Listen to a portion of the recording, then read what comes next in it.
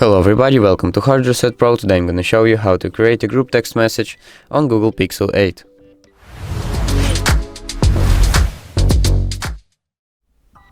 So basically, if you want to create a group text message, open up your messages, start chat, create group, and here you can add all the members of the group.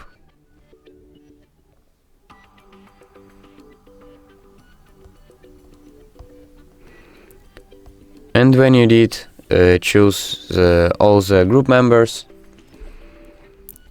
click on next, name the group, this is optional,